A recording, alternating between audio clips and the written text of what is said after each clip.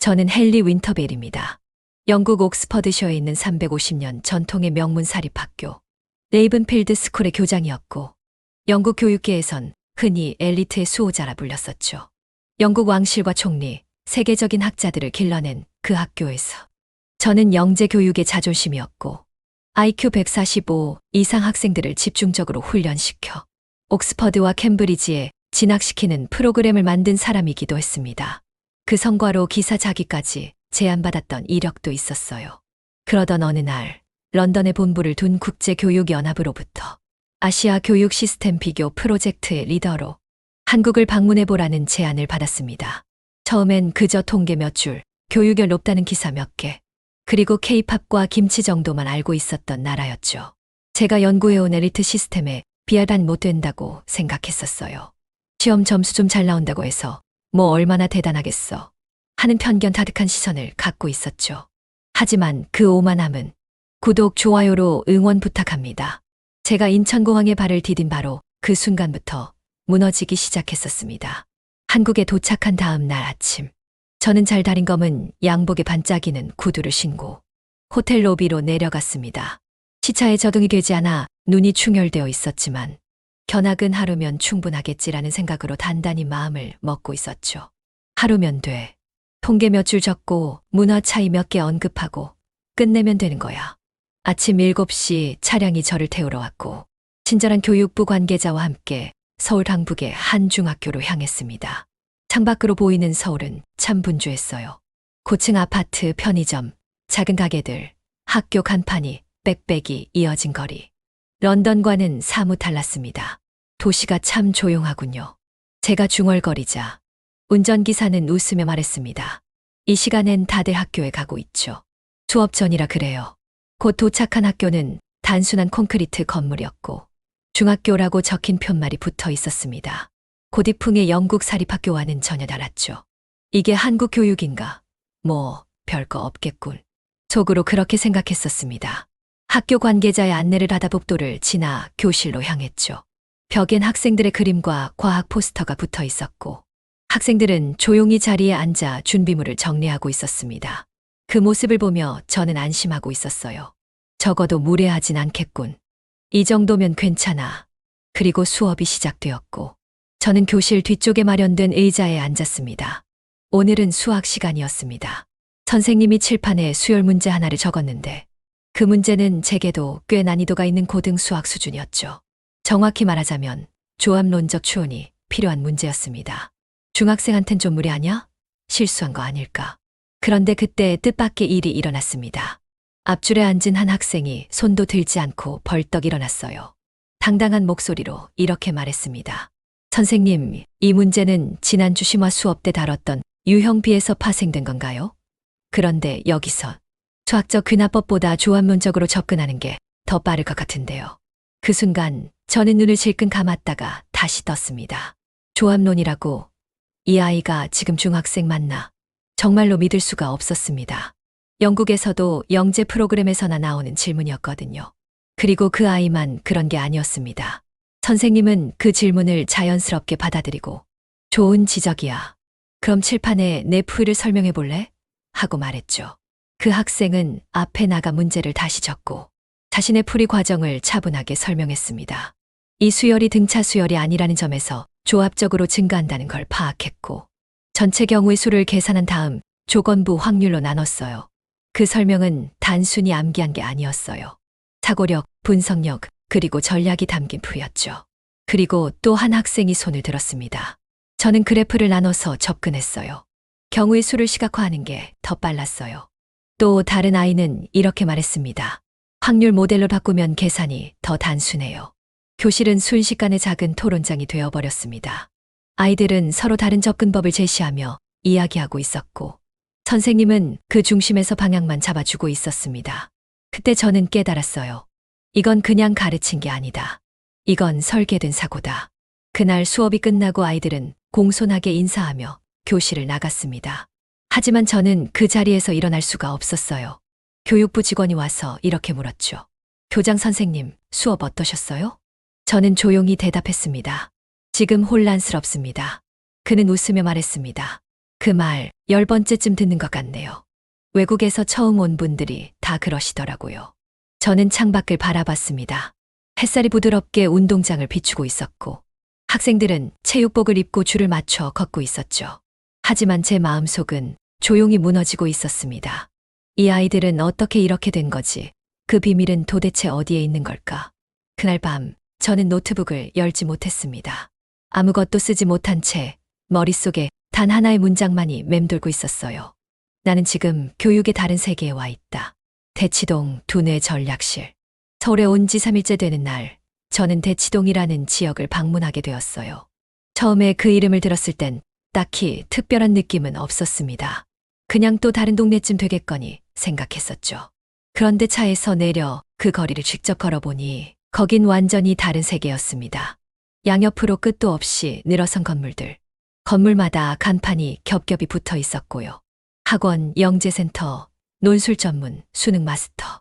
한 건물에만 학원이 10개 넘게 들어 있었고 그게 몇 블록이나 계속 이어졌습니다. 거리에는 학생들이 조용히 걷고 있었어요. 대부분 중학생 같았고 어떤 아이들은 초등학생으로 보였죠.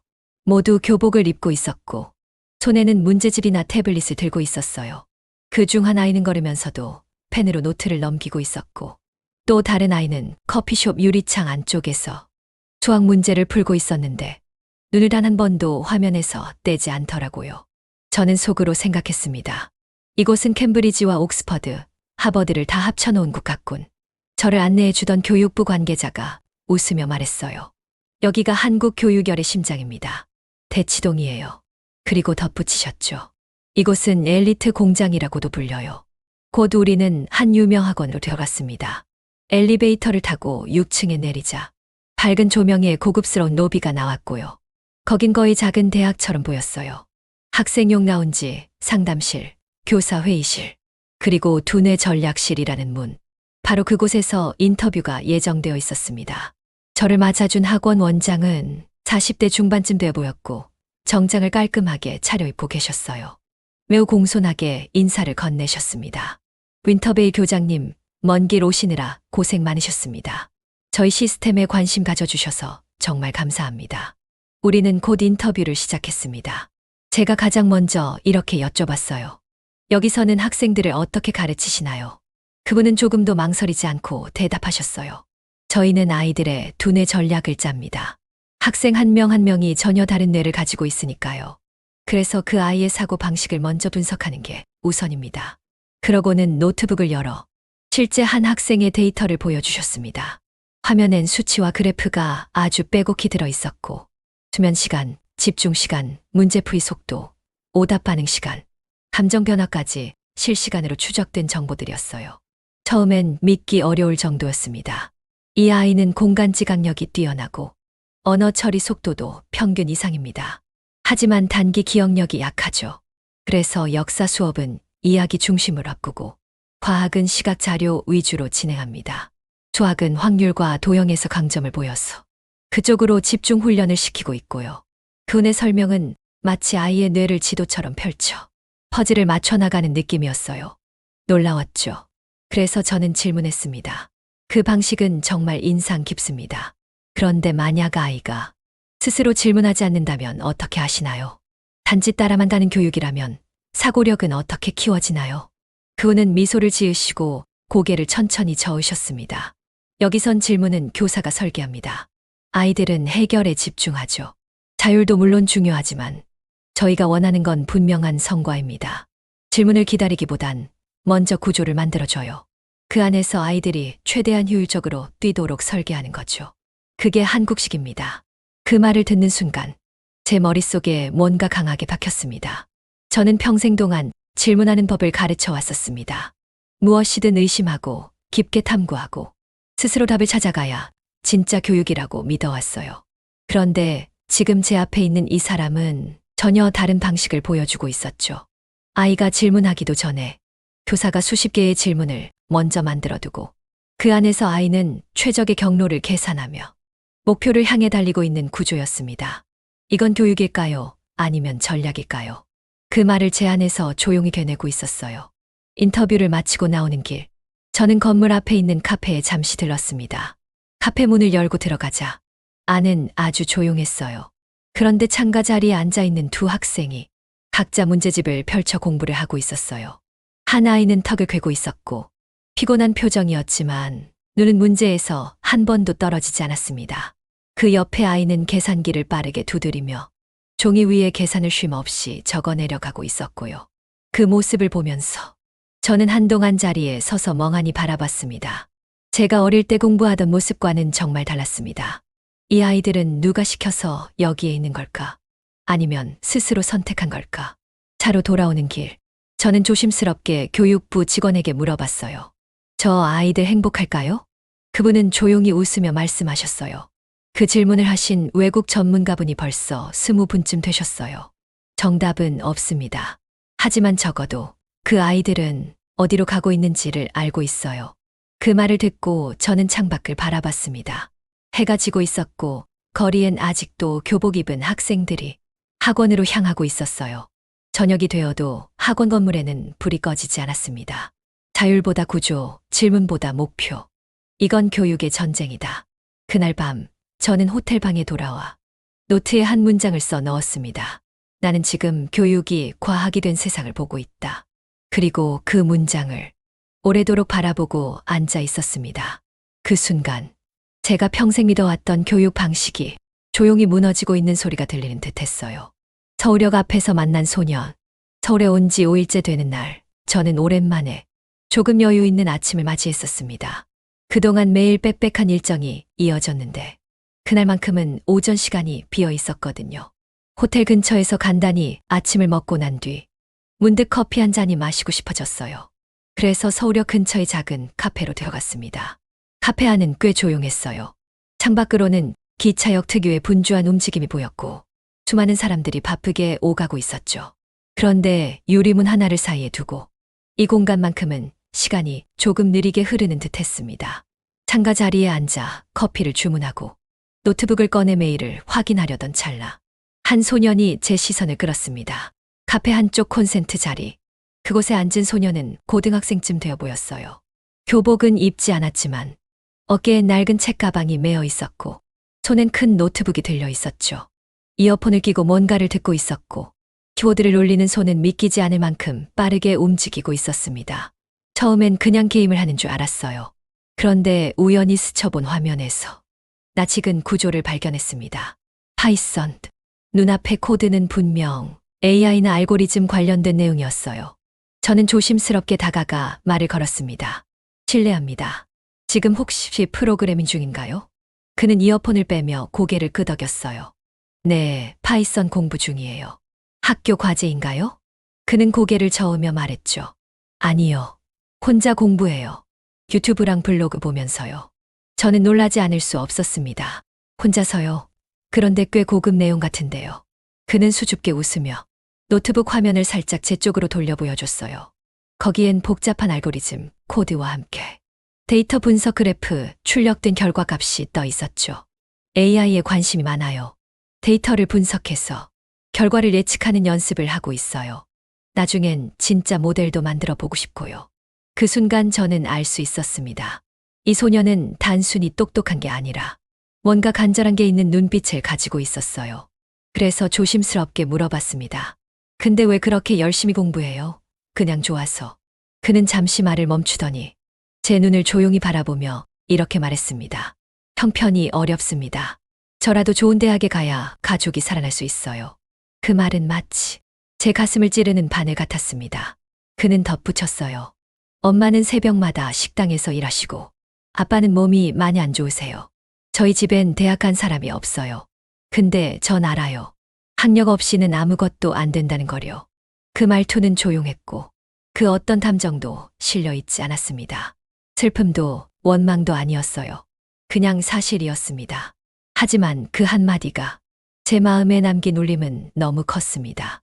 그를 다시 바라봤을 때 그는 여전히 집중하며 노트북 화면을 바라보고 있었고 마치 한 걸음도 물러날 수 없는 절박함이 그 눈빛 안에 담겨 있었어요. 그가 코딩을 하고 있는 모습은 꿈을 향해 날아오르려는 열정이 아니라 절벽 끝에서 손을 놓지 않기 위한 집중에 가까웠습니다. 저는 영국에서 평생을 자유로운 탐구의 중요성을 강조하며 살아왔습니다. 아이들은 스스로 질문하고 자기 길을 스스로 찾아야 하며 교육은 성장의 여정이 되어야 한다고 믿었죠. 핀란드에서는 놀이와 실패를 통해 배우는 방식이 자연스럽고 건강하다고 여깁니다. 하지만 지금 서울역 앞 조용한 카페 구석에서 마주한 이 소년에게 그런 이상적인 교육 철학은 너무 멀어 보였습니다. 그에게 교육은 좋아하는 것이 아니라 살아남기 위한 것이었습니다. 그는 살아남기 위해 오늘도 여기에 앉아 있는 거였어요. 저는 조용히 물었습니다. 힘들진 않나요? 그는 고개를 저으며 말했어요. 처음엔 힘들었어요. 근데 지금은 익숙해졌어요. 이게 아니면 방법이 없으니까요. 그 순간 저는 어떤 말도 꺼낼 수 없었습니다. 저는 항상 교육은 희망이라고 믿어왔지만 이 소년에게 있어 교육은 희망 이전의 생존 그 자체였습니다. 그는 내일 카페에 와서 몇 시간이고 혼자 공부합니다. 왜냐면 세상이 그에게 다른 선택지를 허락해주지 않았기 때문입니다. 그날 저는 그에게 고맙다는 말을 남기고 자리를 떠났습니다. 돌아오는 길에 발걸음이 너무 무거웠어요. 내가 알던 교육은 이 아이의 현실 앞에 너무 가벼운 것이었구나. 그날 밤 저는 노트에 길게 뭘 쓰지도 못했어요. 단 하나의 문장만을 적었습니다. 어떤 아이는 꿈을 위해 공부하고 어떤 아이는 살아남기 위해 공부한다. 그리고 그 문장을 아주 오랫동안 바라봤습니다. 서울의 밤은 겉으론 평화로워 보였지만 그 속에서 아이들이 살아내고 있는 삶은 결코 조용하지 않았습니다. 서울에 온 지 어느덧 일주일째 되는 날, 저는 서울 외곽에 있는 한 영재고등학교에서 열리는 교육 포럼에 참석하게 되었어요. 그동안 수많은 학교를 방문하고 정말 많은 학생들을 만났었지만 이 포럼은 그 어떤 순간보다도 제게 강한 충격을 주었습니다.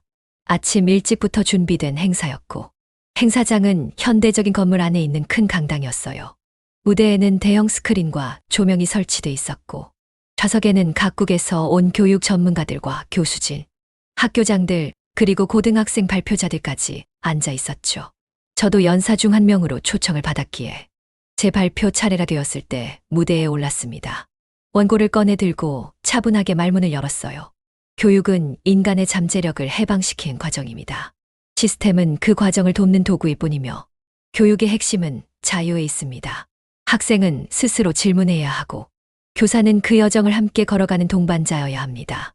제 말에 몇몇 청중들이 고개를 끄덕였고 익숙한 박수 소리도 들렸습니다. 무대를 내려오며 저는 속으로 생각했죠. 그래, 난 아직 괜찮아. 내 철학은 여전히 유효해. 하지만 그 자신감은 오래가지 않았습니다. 그날 마지막 발표자가 무대에 올랐거든요. 그는 교수가 아니었고 전문가도 아니었어요. 바로 고등학생이었습니다. 말끔한 교복 차림에 당당하고 차분한 눈빛을 가진 학생이었죠. 그는 마이크를 잡고 이렇게 말했습니다. 안녕하세요. 저는 AI 기반 자동 채점 알고리즘의 편향과 수정 방안을 주제로 연구한 고등학생입니다. 그 말을 듣고 저는 순간 귀를 의심했었습니다. AI 채점, 편향, 수정 방안, 그걸 고등학생이 연구했다고? 그는 발표를 시작했습니다. 스크린엔 그가 직접 작성한 코드와 알고리즘 구조가 실시간으로 보여졌어요. 기존의 AI 채점 시스템이 가진 문제점을 구체적으로 설명했고 어떤 데이터에서 편향이 발생하는지를 실제 사례로 보여줬죠. 그리고 그 오류를 어떻게 분석했는지, 또 어떤 방식으로 개선 알고리즘을 설계했는지 논리적으로 또 차분하게 설명했어요. 그 발표는 단순한 이론 발표가 아니었습니다. 그는 실제 데이터를 수집했고 프로그래밍 언어로 알고리즘을 직접 구현했으며 그 결과를 무대 위에서 실시간으로 시연했습니다.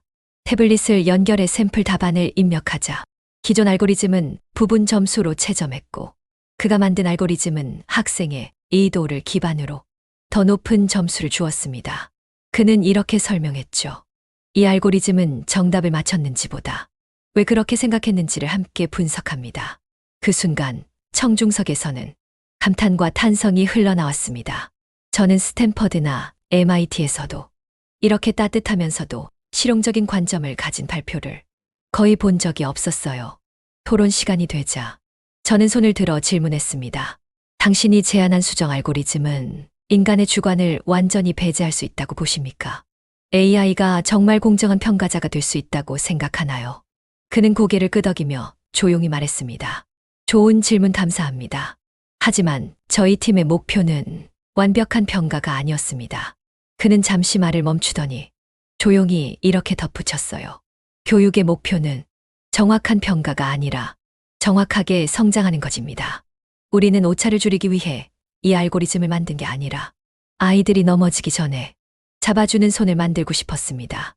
그 말을 듣는 순간 제 머릿속이 하얘졌습니다.